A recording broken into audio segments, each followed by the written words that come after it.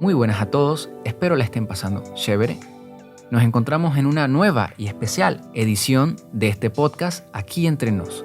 Desde el corazón del Museo de la Libertad y los Derechos Humanos, mi nombre es Andrés M. Valoy Cruz y soy parte de su equipo de guías e interpretación.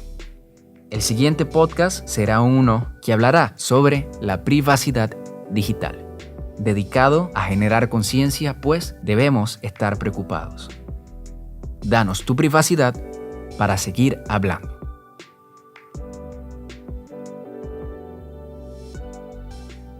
Muchas cosas buenas se han hecho posibles gracias a la era de la información. Previo a la era, la imprenta ya de por sí era algo sumamente alucinante. Ahora agreguémosle el teléfono, la radio, el cine, el celular y el internet, sobre todo el internet. Pero todo esto es gratis. Hay una leyenda alemana que narra la historia de Fausto, un académico y estudioso que un día decide tener suficiente con el aburrimiento y la depresión que tenía. Así que Fausto hace un pacto con Mefistófeles, un demonio. Mefistófeles le concede a Fausto conocimiento vasto y poderes mágicos, pero a cambio de su alma, para siempre. Al final, Mefistófeles se lleva a Fausto, y de ahí la expresión cultural pacto fáustico, un pacto con el diablo, un pacto en el que intercambiamos algo de suprema importancia por un beneficio vano, o sea, por algo que realmente, al final de cuentas, no importaba tanto. Cada vez que usamos redes sociales, buscadores, servicios de compra en línea, alguna aplicación de alguna de estas compañías grandes que todos conocemos, podríamos estar haciendo un pacto. O al menos eso piensa Joy Westby, una activista de la organización no gubernamental Amnesty International, que a través de un reporte aconsejó desesperadamente que abriéramos los ojos. Hoy día, para conectarnos con los demás, debemos someternos a un mundo que regala nuestra información personal sin permiso. Una clara violación a nuestros derechos humanos. ¿Es este nuestro pacto? A cambio de conveniencia, a cambio de comodidad, ¿estamos sacrificando nuestra privacidad? Digamos que tengan Amazon Kindle, una tablet para leer libros electrónicos.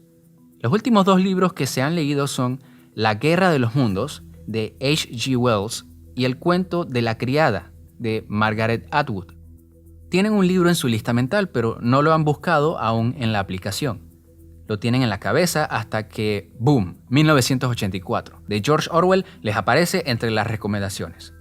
Ese era el libro que pensaban comprar. ¿Cómo comino sabe Amazon Kindle que quieres comprar ese libro? ¿De dónde saca esa información? Bueno, tal evidenciado por Katie Paul, reportera en The Guardian, de ti. Pero no lo sabías, y tampoco es que Kindle supiera que querías dicho libro, no. Lo predijo, lo que de cierta forma es aún más aterrador. El caso que ejemplifico aquí es ficticio, pero completamente posible. Tras solicitarle a Amazon toda la información personal que el servicio había obtenido de ella, Katie Paul descubrió algo alarmante. Kindle recopila información sobre los hábitos de lectura de los usuarios para así mejorar dicho servicio. Nuevamente, el que Amazon pudiera adivinar tu interés en 1984 es un escenario inventado, pero imaginarlo no es descabellado. Amazon podría registrar que te leíste El cuento de la criada 2 veces seguidas, un libro que habla sobre un futuro distópico, que luego te leíste La Guerra de los Mundos, encontraría un género literario común entre ambas obras y te daría la recomendación. Una tablet que nada más compraste para leer libros se puede valer de algoritmos para analizar el uso que le das y así darte recomendaciones. ¿Es este el precio a pagar por nuestras comodidades? Muy bien, hablemos sobre la palabra privacidad.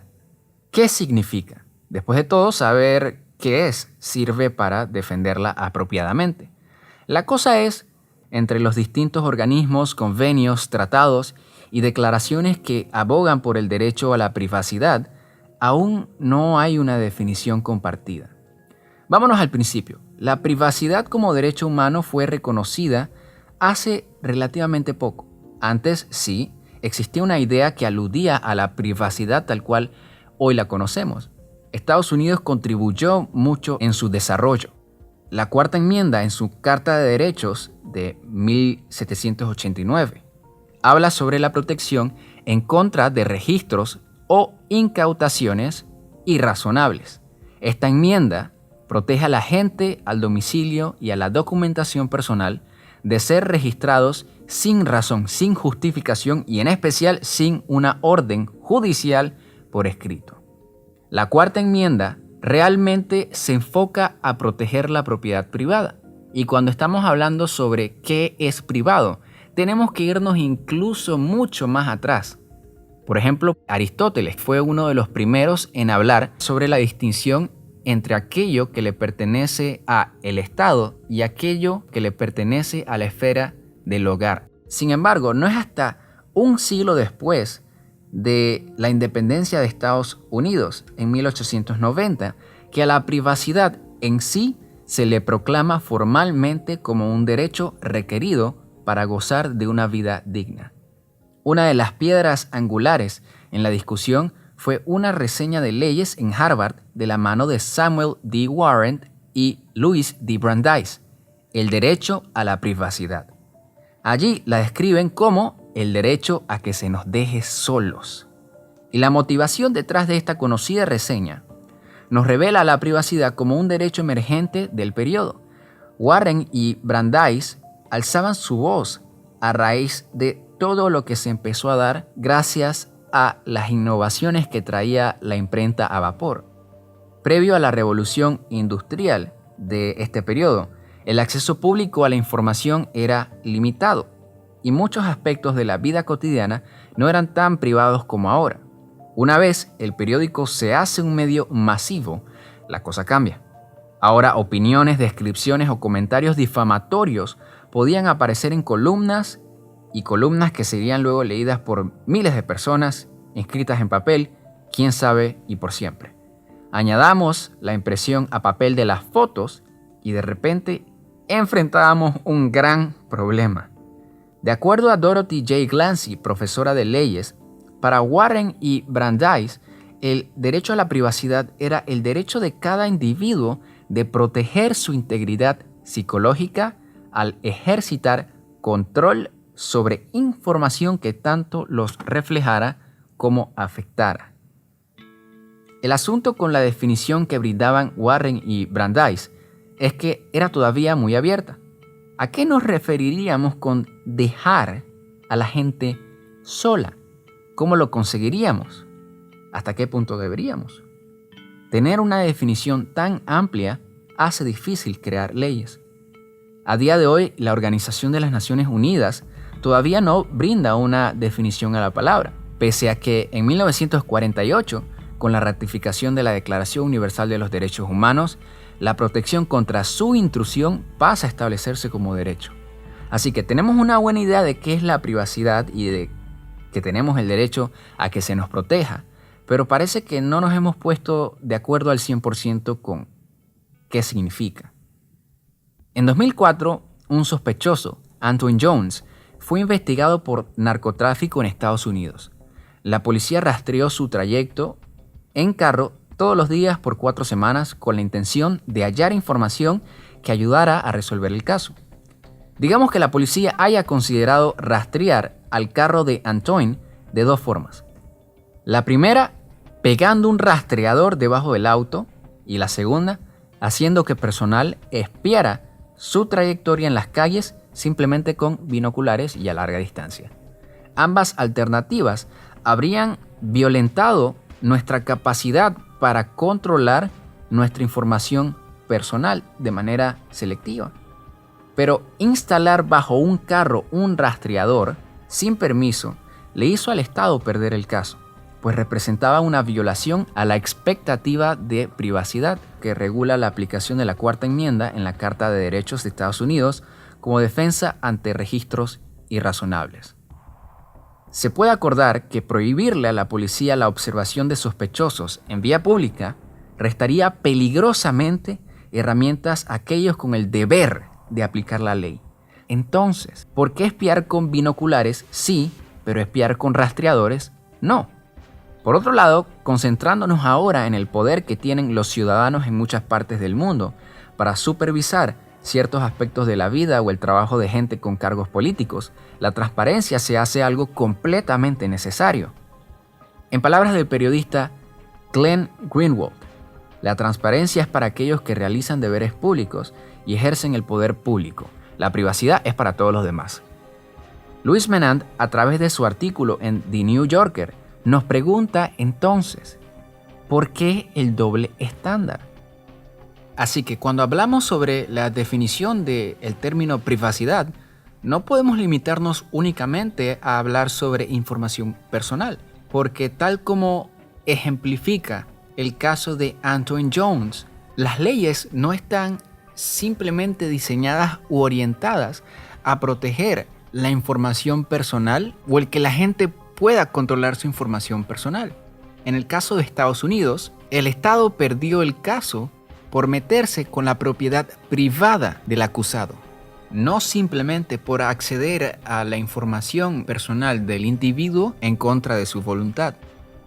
Para propósitos de este podcast y de su exposición, es necesario trabajar con un término que permita definir de mejor manera aquello que necesitamos proteger. Así que les propongo el siguiente concepto. La privacidad sería el aislamiento y la expresión selectiva de información personal y privada y de uno mismo. ¿Y por qué es tan importante?, se preguntarán. Porque es una condición necesaria para gozar de una vida digna. Nuestro bienestar es indiscutiblemente dependiente e inalienable a nuestra expresión selectiva, al que nos dejen solos y al control de nuestra información personal. A pesar de su importancia, tal cual comento al principio de esta edición, nuestra privacidad está siendo vulnerada. Y si bien ello ya es un grandísimo dolor de cabeza, podría ser más grande en el futuro.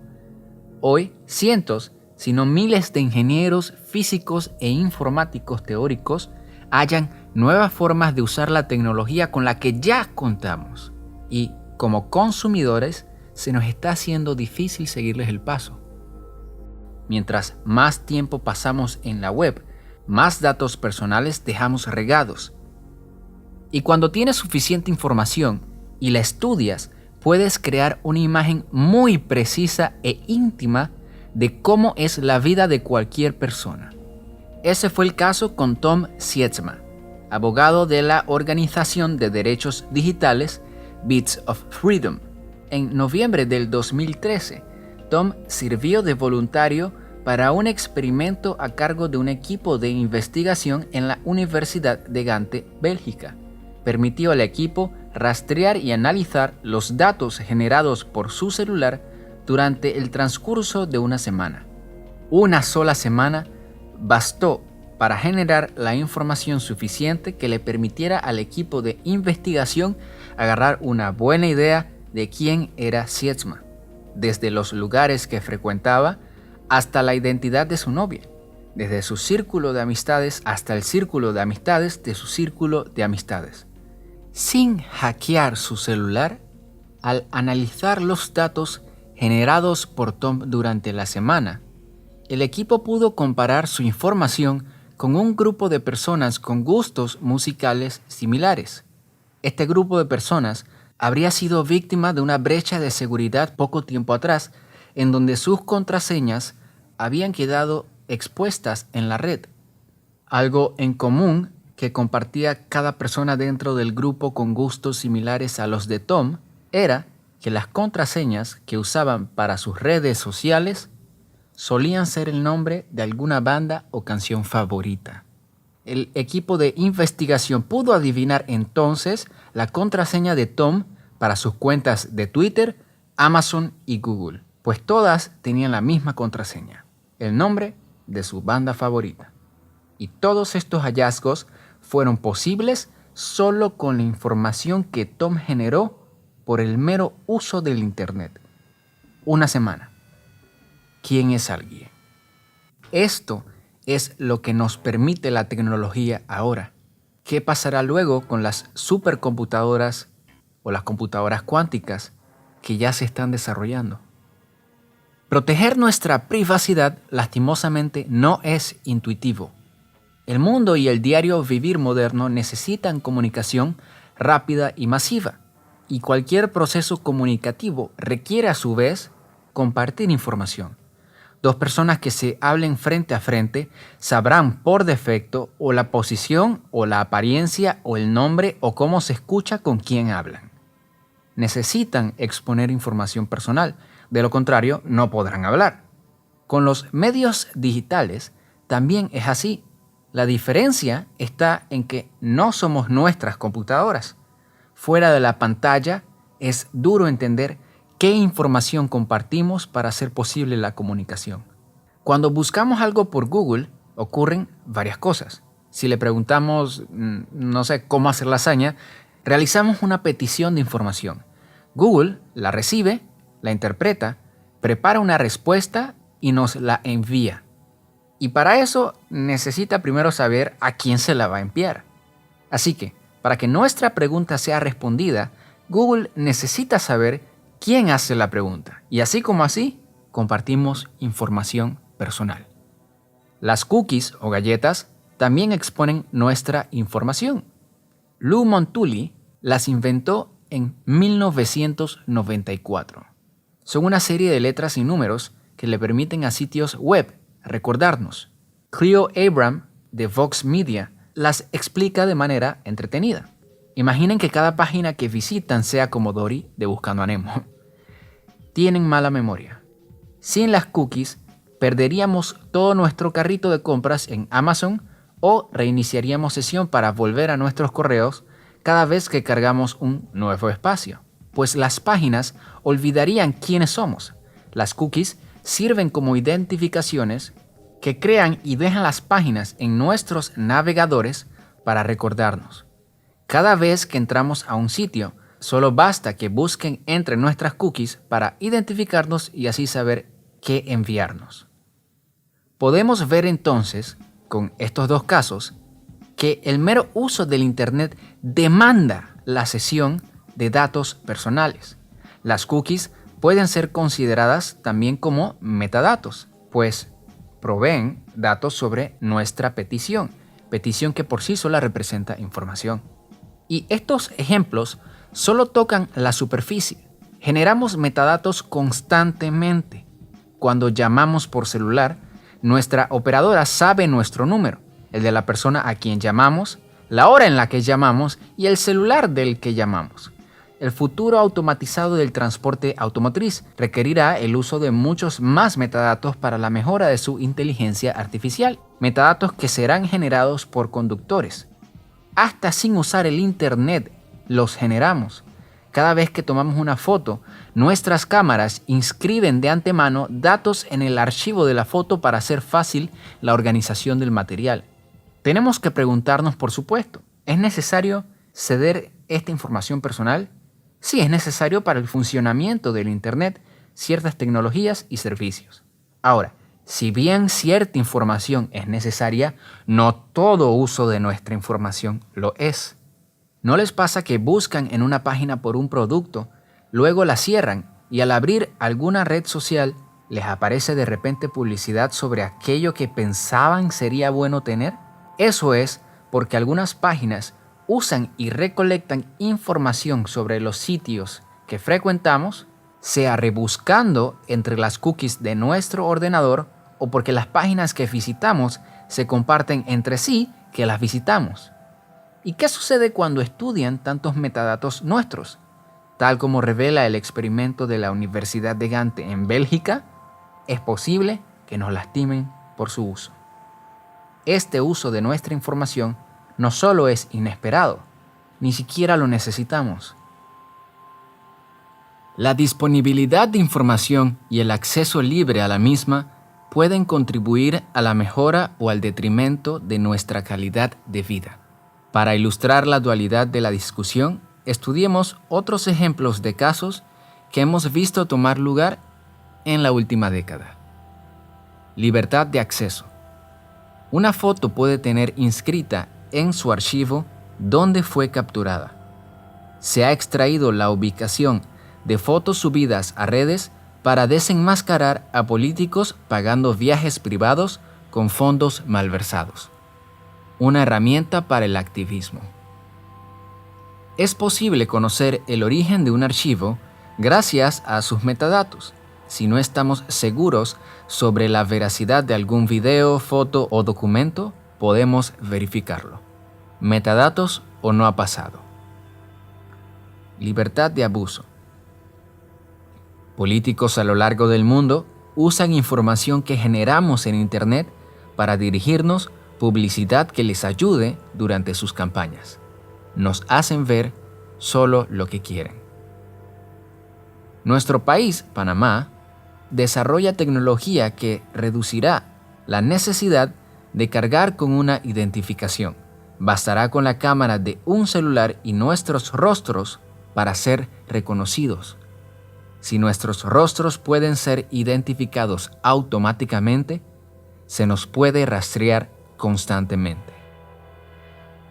Afianzando indirectamente el temor que surge de hallazgos como los del equipo investigativo en la Universidad de Gante, que analizó los metadatos de Tom Sietsma, Michael Hayden, exdirector de inteligencia de la NSA en Estados Unidos, nos explica el poder del estudio de los metadatos.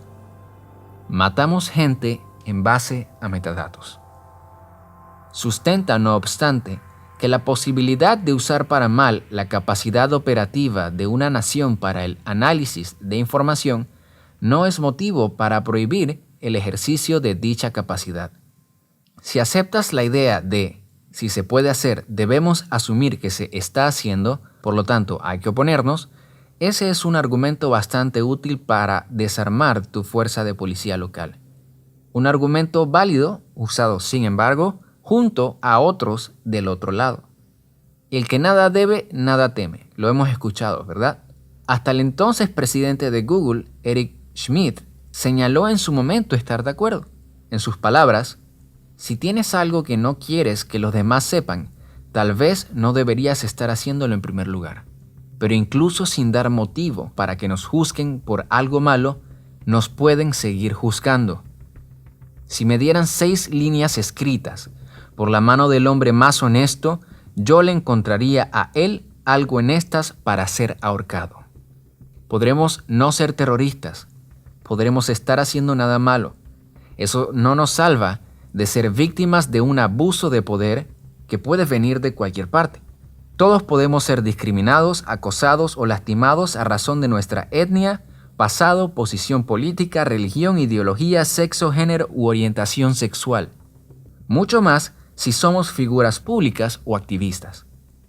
Si viviéramos en un mundo 100% justo, no sería así, pero es así. Y hay más de 1000 razones por las que podríamos ser víctimas de un ataque. ¿Cómo protegemos nuestra información personal? La forma más inmediata de emprender pasos para ganar este juego en donde el objetivo final es proteger nuestra información personal es por medio de la educación. Hemos abarcado las bases. Número 1, conocemos el progreso que ha permitido la era de la información. Número 2, entendemos mejor qué es la privacidad y por qué es importante. Número 3, vemos por qué es necesario compartir nuestra información personal. Número 4, vemos la importancia del acceso libre a la información. Y número 5, sabemos el peligro que representa el irrespeto a nuestra privacidad. Al tomar esto en cuenta, podemos determinar a criterio personal hasta dónde hemos de ceder nuestros datos. Una buena forma de contribuir a esto es, número 1, leyendo los términos de uso bajo los que damos nuestros datos. En los últimos años, algunos países han empujado a aquellos a cargo del manejo de datos personales a cambiar cómo operan sus servicios. A consecuencia de esto, muchas plataformas digitales se esfuerzan porque actualizaciones de importancia en sus términos de uso sean de conocimiento público y hasta explícito. La próxima vez que abras y te aparezca una notificación inesperada, no la ignores. Si se esforzaron por mostrártela, probablemente es importante. Las plataformas digitales que usamos actualizan sus términos periódicamente. Es prudente leérselos, por más largos que sean, al menos una vez al año en los sitios que más usamos, porque se entiende que es una labor que a algunos le puede resultar tedioso, pero es necesario. Un menor de edad sin la capacidad de leer o entender un contrato no debería crear cuentas de usuario por sí solo sin la supervisión de un adulto. Muchos sitios establecen edades mínimas de uso. Una persona incapaz de comprender su vulnerabilidad desarrolla el mal hábito de regalar sus datos. Número 2. Celar nuestra información. Más allá de los términos y condiciones de uso de alguna plataforma o servicio, muchos sitios se encargarán directamente de preguntarnos qué permiso les daremos. Con criterio personal, nuevamente, hemos de preguntarnos, ¿es necesario que un buscador acceda al micrófono de mi celular si no uso sus comandos de voz? ¿Debo permitir que accedan a mi cámara? ¿Es necesario que X aplicación acceda a mi lista de contactos? Aun cuando cierta información sea necesaria para el funcionamiento de un programa, ¿vale la pena?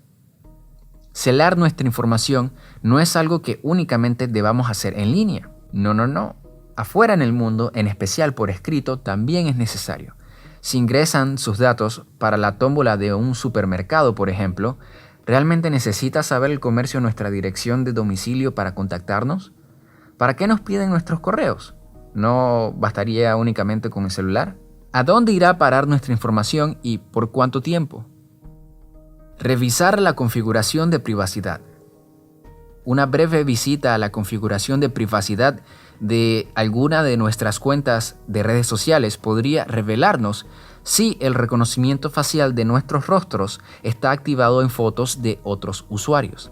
Una breve visita a algún navegador, por otra parte, nos puede revelar si le está permitido a otras páginas el acceso a cookies que otros sitios nos han dejado. Ahora, la forma más efectiva de lidiar con la protección de nuestros datos personales es por medio de leyes.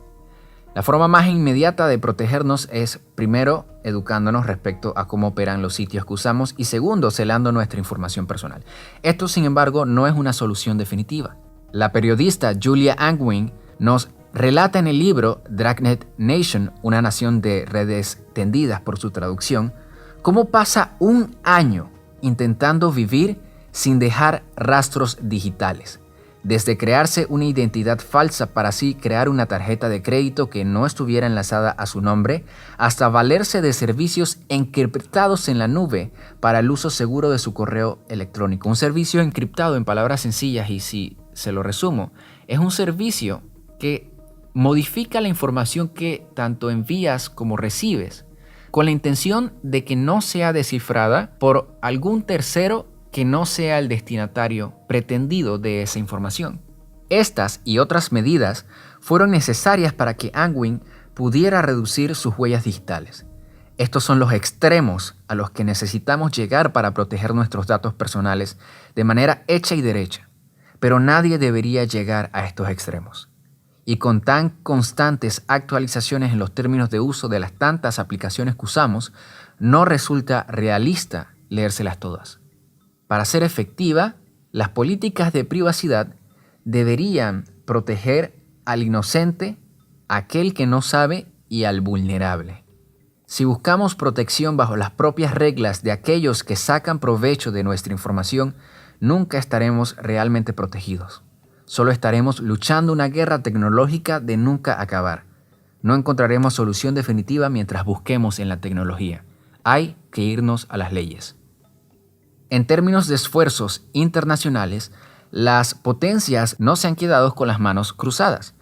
Podemos tomar de referencia la Carta de Derechos de la Privacidad del Consumidor de Estados Unidos. la Regulación de Protección de Datos Generales, que entró en curso apenas el año pasado, en 2019, en la Unión Europea y también en Inglaterra, a pesar de su recién salida. Incluso Panamá no se queda por detrás. La Ley número 6 de 2002 y la Ley número 33 de 2013, la primera sobre transparencia y la segunda sobre la creación de la Autoridad Nacional de Transparencia y Acceso a la Información, o ANTAI, brindaban poca protección a los datos del ciudadano. Servían de base, pero no eran completas o específicamente orientadas a la materia. En marzo del próximo año, sin embargo, entrará en vigencia la Ley 81 sobre protección de datos personales, que representa un gran salto. Este proyecto de ley nos da piernas para correr. Previo al proyecto, por ejemplo, la Ley número 33 de 2013 definía deficientemente a las necesidades de la década el concepto de datos personales. Gracias al nuevo proyecto, ahora podemos definirlos como información relacionada a una persona natural que las identifica o hace identificables. Una definición concreta permite la aplicación concreta de la ley. También da importancia al concepto de dato sensible, reconociendo que cierto tipo de información puede causar perjuicios a su dueño de ser revelada. Los datos sensibles, conforme a la ley, no podrán ser transferidos a terceros por los custodios de los mismos. Además, responsabiliza a quienes manejan grandes volúmenes de datos personales por los perjuicios que una brecha de seguridad o incidente similar puedan causar. El respeto al contexto. Hay una propuesta que parecen compartir las más recientes legislaciones, cartas de derechos y convenios que alzan su voz en defensa de la privacidad. A menos que se cuente con una orden judicial o algo que justifique perjudicar la privacidad del prójimo, será castigado, número 1, meterse con la propiedad privada, la correspondencia y el domicilio. Número 2, los ataques arbitrarios a la reputación y a la honra. Y, número 3, por otra parte, el uso inesperado de información personal voluntariamente expuesta o cedida. La protección ante los dos primeros casos es fácil de entender. No toques lo mío, no te fijes en lo mío, no te metas en lo mío y no te metas sin razones conmigo. La protección ante el último caso es un poco más compleja. Como hemos aprendido, la cesión de información personal es totalmente necesaria para el funcionamiento de ciertas tecnologías. Después de todo, un sitio no nos puede enviar información si no sabe cómo. Pero, para ilustrar, que una red social comparta nuestra información personal con terceros para sacar dinero, eso no es un uso a esperar. En ciertos casos, se falla en respetar el contexto bajo el que exponemos o cedemos nuestra información, y eso no lo tenemos que tolerar. Y bueno, este ha sido el podcast dedicado a ustedes, espectadores. ¿Qué significa privacidad? El origen del término, cómo somos vulnerables y qué cosas podemos hacer para mantener nuestra información personal y privada a salvo y, por extensión, nuestra integridad psicológica. Mi nombre es Andrés M. Valoy Cruz, desde el Museo de la Libertad y los Derechos Humanos, y me despido de ustedes. Pásenla chévere.